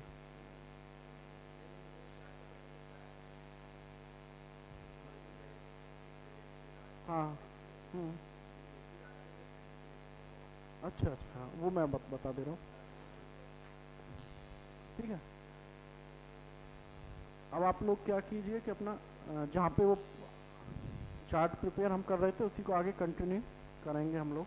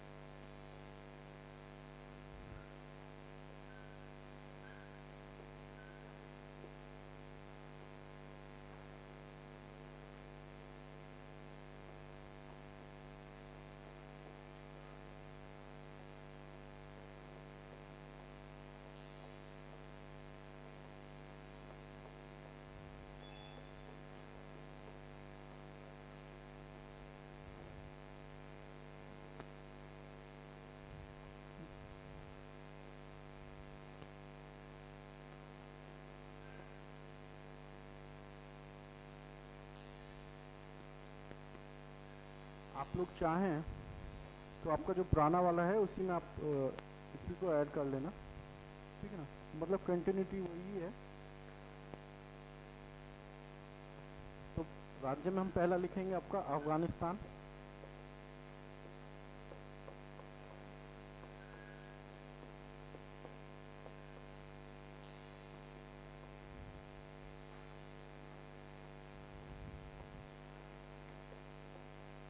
स्थल में लिखेंगे गजनी।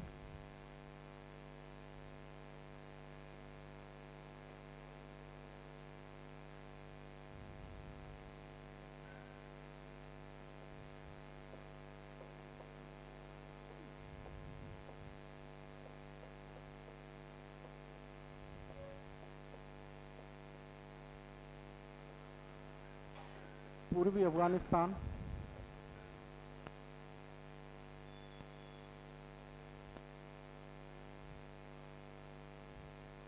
विशेषताओं में लिखेंगे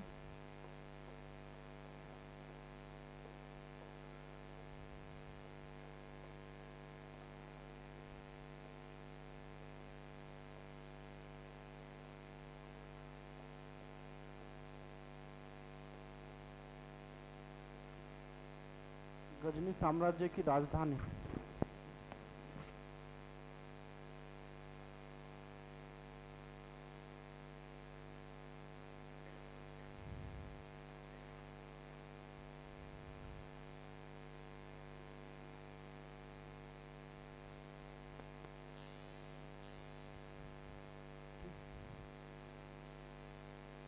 अगला स्थल राज्य वाले कॉलम में हम लिखेंगे पाकिस्तान।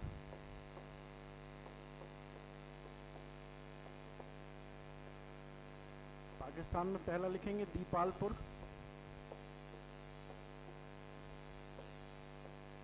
स्थल में जिले वाले कॉलम में लिखेंगे पंजाब प्रांत।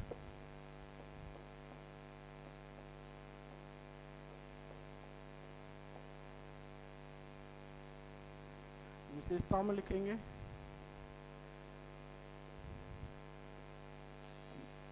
महत्वपूर्ण सामरिक केंद्र।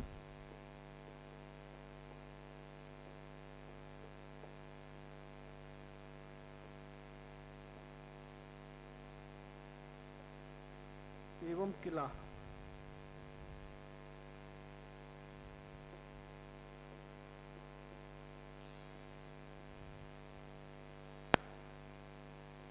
पाकिस्तान, पाकिस्तान में पहले लिखेंगे दीपालपुर, जिले वाले कॉलम में हम लोग लिखेंगे पंजाब प्रांत, विशेषताओं में लिखेंगे महत्वपूर्ण सामरिक केंद्र एवं किला।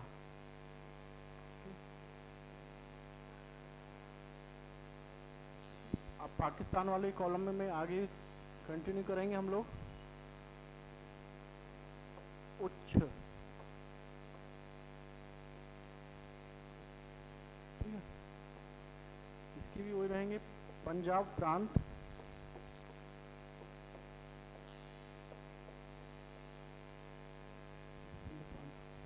सिंध प्रांत होगा, सिंध प्रांत है।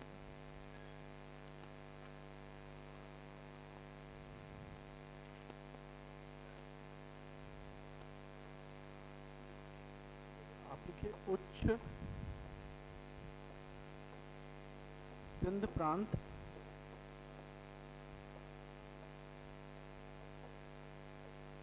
विशेषताओं में लिखिए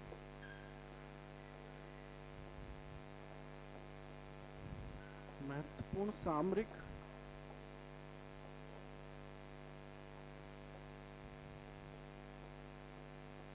केंद्र एवं किला।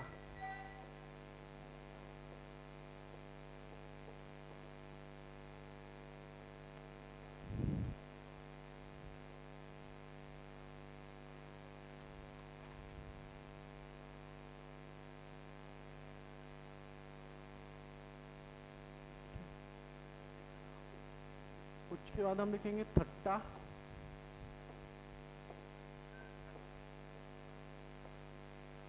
सिंध प्रांत,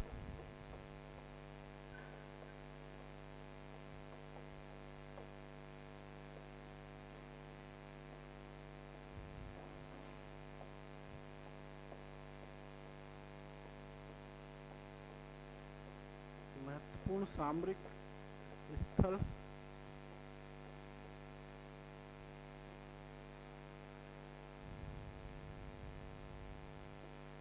एवं व्यापारिक स्थल।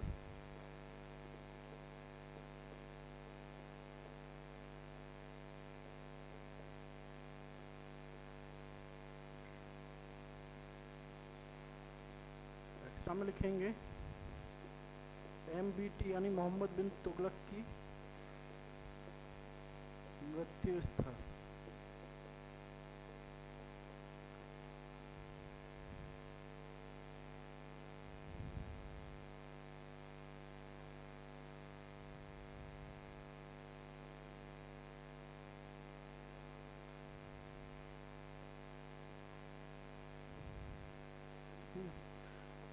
ठीक है, अब यही आप लोगों को आगे कंटिन्यू करना है,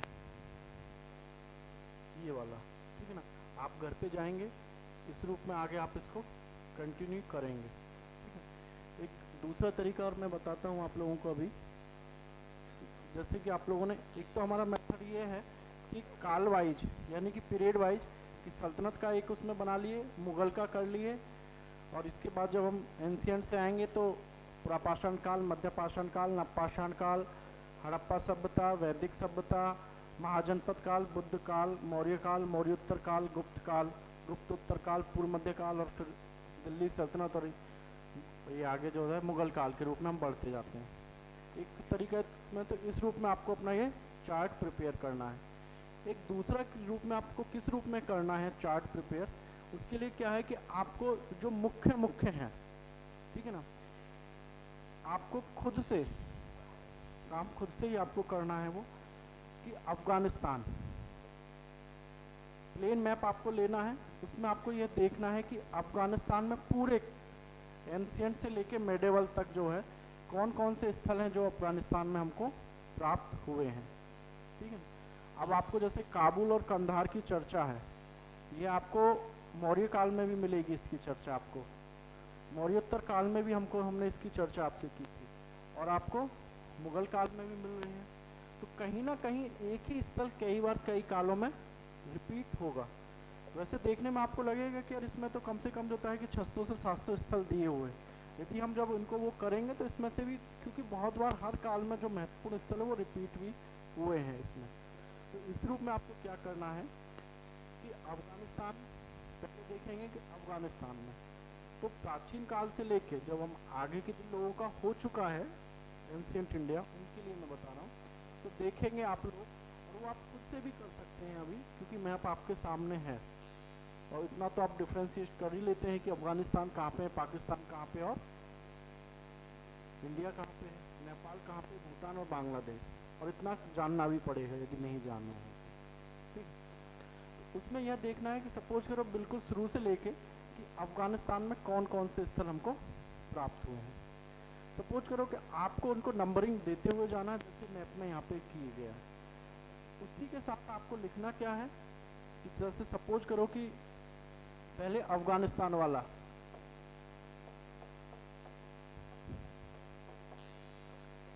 आपको अफगानिस्तान वाला मैप तैयार करना है। उसमें सपोज करो कि आपके पास टोटल मैप में से हमको लगता है कि 15 स्थल प्राप्त होंगे पूरे उसमें, ठीक है, महत्वपूर्ण जो स्थल है, तो उनको आपको नंबरिंग करते हुए लिखना है 1 2 3 4। सपोज करो जैसे अभी हमने देखा बल्ख देखा, ठीक है ना, उसको ये सपोज ये मान के चलो कि ये पूरा ये अफगानिस्तान है, सही मैप नहीं है आपको बता रहा हूँ, ठीक है ना। यहाँ पे बल्ख, ठीक है, आपने उसको प्लॉट किया, वहाँ को इसको 1 नंबर आपने दे दिया, यहाँ पे भी 1 नंबर उसी के साइड में आपको देखना है, पीछे या उसके लगा पेज ही लगा के बल्ख, ठीक है। अब यहाँ पे आपको पूरा डिस्क्रिप्शन नहीं लिखना है, बल्क 2 पॉइंट में, पहला मुगल काल, विशेषताओं में आपको लिख देना सामरिक केंद्र, दैट्स ऑल, इतना पूरा आपको करना है। दूसरा आप देखा था हमने काबुल, गजनी, कंधार, ठीक है। सपोज करो कि 2 नंबर पे काबुल दे दिया, 3 नंबर पे गजनी और 4 नंबर पे आपका कंधार। अब इसमें होगा क्या आपको, ठीक है ना, जब ये देना है तो थोड़ा बीच में गैप होना चाहिए। अभी तो हम कर रहे हैं सल्तनत और मुगल वाला, तो काबुल और कंधार जैसा कि मैंने बताया आपको मौर्य काल में भी आपको देखने को मिलेगा, नहीं है तो मैं एक बार आपको दिखा देता हूँ।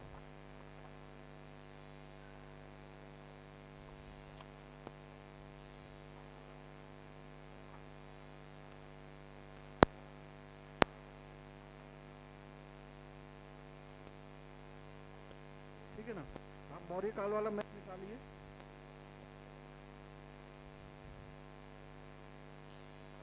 मौर्य काल मैप 1, उसमें भी आपको 3 स्थल दिए हुए हैं।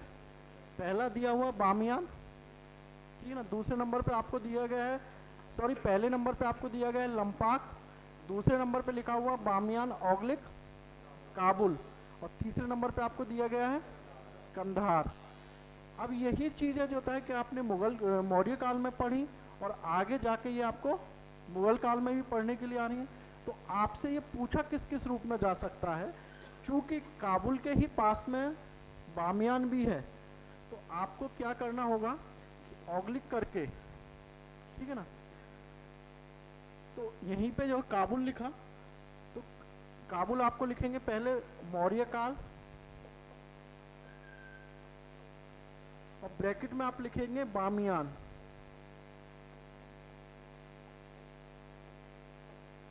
ठीक है। मौर्य काल में क्या है कि उस समय यहाँ पे एक बुद्ध का स्टैच्यू, यानी बुद्ध की मूर्ति थी, ठीक है ना, तो बामियान के रूप में फेमस थी, जो कि आपने न्यूज़ में पढ़ा होगा। आज से 4-5 साल पहले तालिबानियों ने जो है कि उसको ध्वस्त कर दिया था, तो बामियान वहीं पे था, ठीक है ना। और काबुल भी उस समय था। आप जब अशोक की विदेश नीति हम लोग पढ़ेंगे, जब सर आपको पढ़ाएंगे, तो उसमें इन सब की चर्चा आएगी, पश्चिम एशिया की। और उस काल में जब वाणिज्य व्यापार होता था, तो काबुल और कांधार, और आप लोगों को पता होना चाहिए कि आज भी व्यापार की दृष्टि से भारत के लिए काबुल और कांधार बहुत ही महत्वपूर्ण है।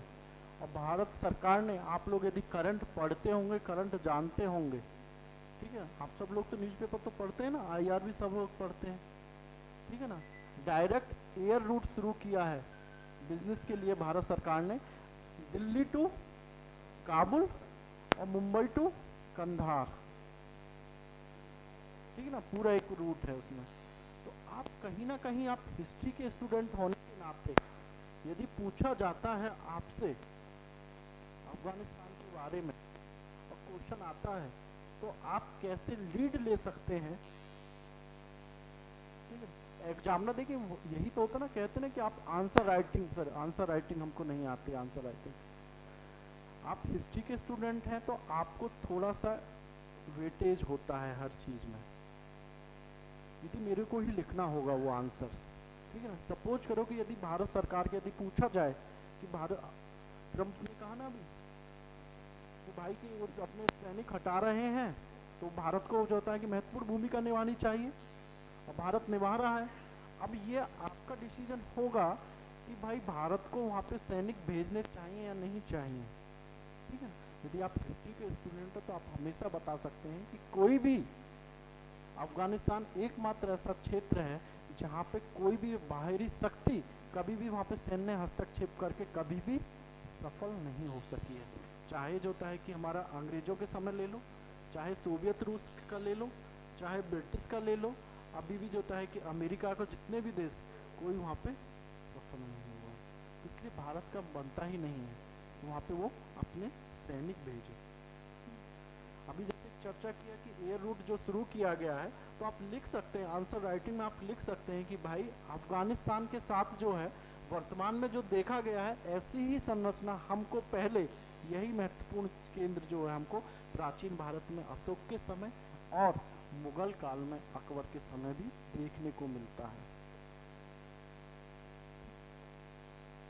आपसे पूछ सकता है कि इंटरव्यू में पूछ सकते हैं कि आप हिस्ट्री क्यों लिए, हिस्ट्री से क्या पता चलेगा, तो आप बता सकते हैं कि हमारी नीतियाँ कैसे प्रभावित होती हैं, उसकी जड़ जो होती है वो इतिहास में ही है। हमको यह देखने को मिलता है कि यह क्षेत्र हमारे लिए हमेशा से, प्राचीन काल से लेकर आज तक भी महत्वपूर्ण बना हुआ है। इन सारी चीज़ों में आप ऐसे राइटिंग करते हैं या आप क्वेश्चंस का आंसर लिख रहे हैं, तो कहीं ना कहीं यदि आपको मिलता, अब कहने का तात्पर्य मेरा ये नहीं है कि आप हर चीज़ में ही उसको लागू करने का प्रयास करेंगे। जहाँ पे एग्जैक्ट सटीक आपको उदाहरण मिल रहा है, वहाँ पे केवल आप रेफरेंस देंगे, पूरा हिस्ट्री नहीं लिखेंगे। उसमें दिक्कत ये होती है, आपको मैं बिल्कुल लाइव एग्जांपल मैं बताता हूँ, यहीं का ही था। तो मैं लास्ट क्लास में भी आपके बैच से पहले मैं पढ़ा रहा था, तो उसमें ही मैंने एक ऐसा ही एग्जांपल दिया। करंट में कोई मुद्दा चल रहा था, तो उसका मैंने एग्जाम्पल दिया कि हिस्ट्री से हमको यहाँ से, हम यदि ऐसे लिखते हैं तो हमको ज़्यादा मार्क्स मिलेगा। तो उसमें से जो होता है कि कुछ स्टूडेंट्स ने उस क्वेश्चन को आंसर लिख के मेरे को दिखाया, तो उसमें दिक्कत ये हो गई, लिखा उन्होंने ठीक था, अब क्या है कि वो हिस्ट्री जब देखने वहाँ पे हिंट, मैंने उन्हें बोला केवल वहाँ पे झलक देनी है, केवल बस बताना है एक लाइन में, अब उसको डिस्क्राइब नहीं करना है कि पहले क्या होता था। अब उसमें दिक्कत क्या होगी उनके साथ कि वो सही रहे थे, लेकिन उनका ट्रैक पूरा चेंज हो गया, वो पूरी तरह से हिस्ट्री लिखने लगे।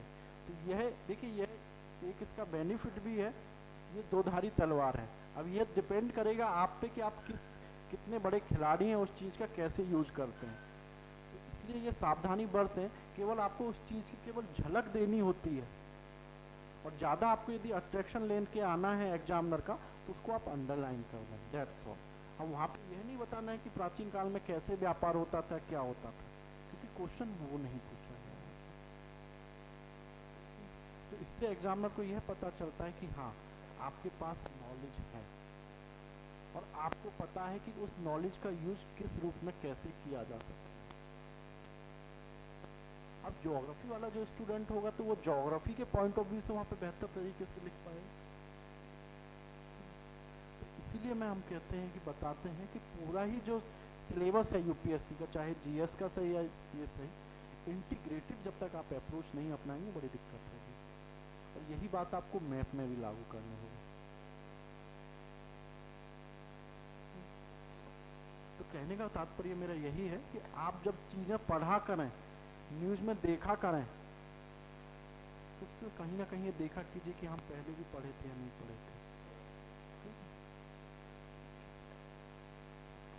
तो चर्चा हम इसकी कर रहे थे, ठीक है, तो बीच बीच में मैं आप लोगों को ये बातें भी बताते रहता हूँ, ये बहुत ज़रूरी है आप लोगों के लिए।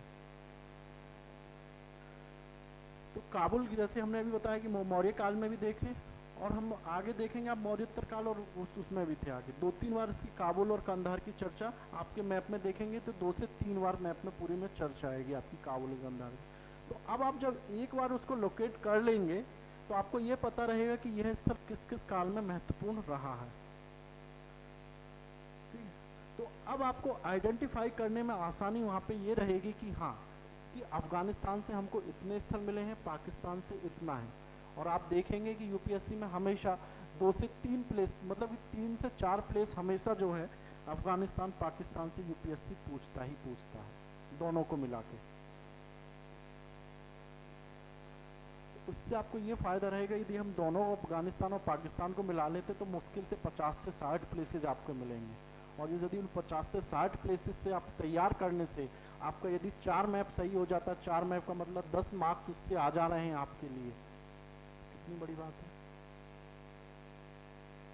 और यहाँ हम जो है कि जीएस का या हिस्ट्री का खुद का जो क्वेश्चन हम लिखते हैं, 20 नंबर का क्वेश्चन लिखें, उसमें आशा ये नहीं होती कि उसके लिए कि वो उसमें 10 नंबर आएंगे भी या नहीं आएंगे। यहाँ तो यदि आप मैप को अच्छे से कर लेते हैं तो आपको मैथमेटिक्स की तरह पूरा का पूरा नंबर आता है। तो ऐसे ही आपको अफगानिस्तान वाला पूरा प्लॉट कर लेना है मैप को उसमें, और वहाँ पे इंडिकेट कर लेना है कि काबुल यदि देख के कि किस किस काल में है। अब आपको ध्यान यह रखना है कि देखिए जब हम अपना नोट्स बनाते हैं या करते हैं तो उसमें क्या करते हैं कि हम लोग बीच में स्पेस नहीं रखते हैं। जैसे कि यही वाला मैप है तो मैं आपको बताऊं तो आपको स्पेस कैसे मेंटेन करना होगा। एक अलग से मैप तो आपका है, मैप में आपने वो लोकेट कर लिया, उसके साथ ही आप एक A4 साइज का प्लेन पेज लेंगे। पेज पे आपने जो जो वहाँ पे लोकेट किया और जो नंबरिंग की है, सपोज करो पहले नंबर पे आपने लिखा था बल्क,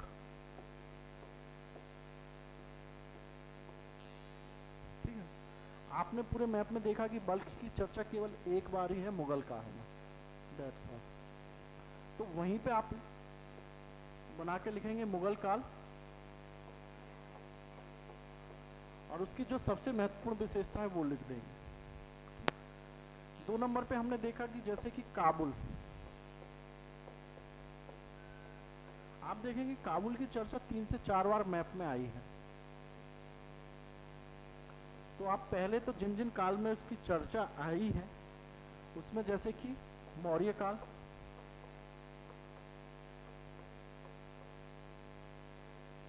मौर्य काल में यह स्थल किस रूप में आया, बामियान के रूप में,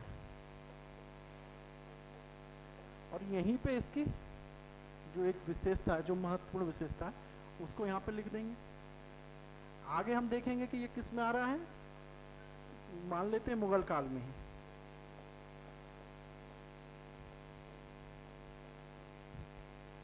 ठीक है ना, मुगल काल में जो इसकी महत्वपूर्ण विशेषता है उसको हम, और यदि यह स्थल वर्तमान में किसी कारण इम्पोर्टेंट है, ठीक है, तो अपना स्पेस देते हुए उसको आज भी हम लिख सकते हैं।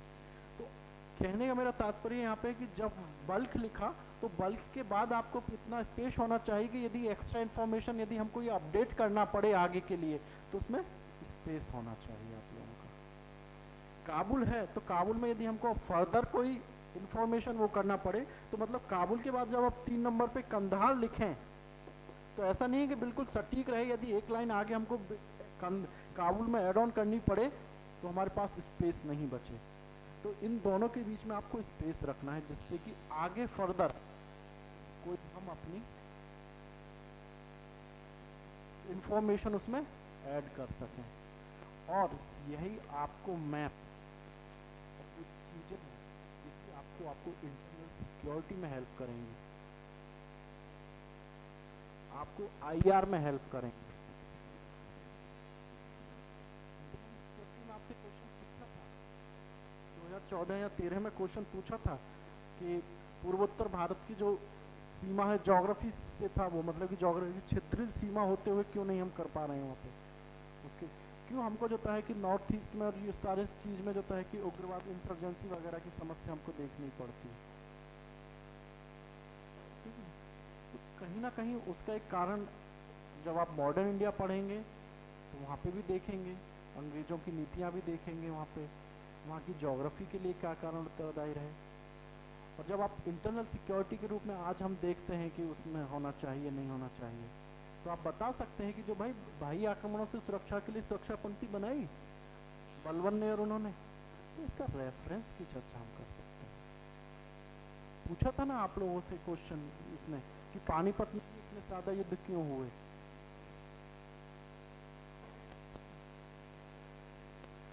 तो जब आप ऐसे तैयार कर लेंगे इन चीजों को, तो आपका मैप पूरा तैयार उसमें रहेगा।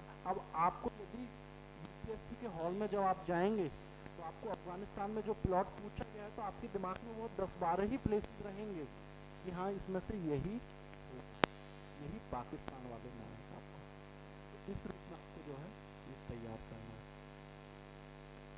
नॉर्थ ईस्ट वाला कोई स्टेट तैयार करना ही नहीं है, केवल एक जब आप आएंगे तो 2 ही वहाँ पे स्थल मिलते हैं हमको, प्लेसेस मिलते हैं। एक मणिपुर में हम देखते हैं उसका महापाषाण काल का स्थल देखते हैं मणिपुर के लिए। एक जो है कि असम में हम गुवाहाटी उसी को हम जो है कामाख्या मंदिर कहते हैं। और असम में ही जब हम नवपाषाण काल में आते हैं तो 3 स्थलों की चर्चा हम करते हैं, सरुतरु, मरकडीला और डयोजल हेडिंग की। ठीक है, तो आपको जो टोटल हमारे 29 स्टेट्स जो हैं उसमें से आपको केवल 10-12 स्टेट्स का ही ये करना पड़ेगा। 10-12 स्टेट्स में जम्मू कश्मीर, पंजाब, हरियाणा, राजस्थान, उत्तर प्रदेश, बिहार, मध्य प्रदेश, गुजरात, वेस्ट बंगाल और आपको जो है कि आंध्र प्रदेश, तेलंगाना, ठीक है ना, और तमिलनाडु। ये आप देखेंगे महत्वपूर्ण स्तर यहीं पे है। तो आप यदि इस रूप में तैयारी कर लेते हैं, एक तो कालबाई जब अपना बना लेते हैं और दूसरा इस रूप में आप तैयारी कर लेते हैं, तो आपको कोई दिक्कत नहीं होने वाली है मैथ में। और चूंकि वो आपके द्वारा खुद आपके हाथ से प्लॉट किया हुआ रहेगा, ठीक है ना, तो आपको वो हमेशा याद रहेगा। ठीक ना, जब हम हॉल में जाते हैं, जब क्वेश्चन पेपर सॉल्व कर रहे होते हैं तो बड़ी कंफ्यूजन होती है वहाँ पे, क्योंकि मैंने बताया ना एक ही स्थल पे जो है अलग अलग वो है, अलग अलग काल में उसको अलग अलग नाम से जाना गया है। और यदि हम इतने साइंटिफिक वे में पढ़े हुए रहेंगे तो हमारे वहाँ पे कंफ्यूजन होगा ही नहीं। और जब यदि एग्जाम हॉल में एक बार कंफ्यूजन हो गया, दिमाग में यदि कंफ्यूजन आ गया, तो वो अंत तक बना रहेगा और वो सही नहीं होगा कि मैं ये लिखूं या ये लिखूं। तो आज हमारा यही वो होता है। कल को हम मिलते हैं, मुगल काल वाला हम करेंगे और उससे फर्दर आगे वाला हम देखेंगे। आपका टास्क यही है कि आपको जो आज दिया गया है, जिन लोगों ने दिल्ली सल्तनत का पहला वाला नहीं किया है वो पहला अपना पूरा चार्ट प्रिपेयर करेंगे, दूसरा वाला वो प्रिपेयर करेंगे। कल को हम आगे वाले पढ़ेंगे। और हाँ, आपका जो टेस्ट में पूछा जाएगा वो आपको दिल्ली सल्तनत के दोनों मैप से रहेगा और मुगल का जो पहला वाला मैप है उससे रहेगा। यानी कि 45 प्लेसेज आपके पास हैं, उसमें से कि 10 प्लेस आपको संडे को जो टेस्ट होगा उसमें मिलेंगे। कल 9 बजे मिलते हैं।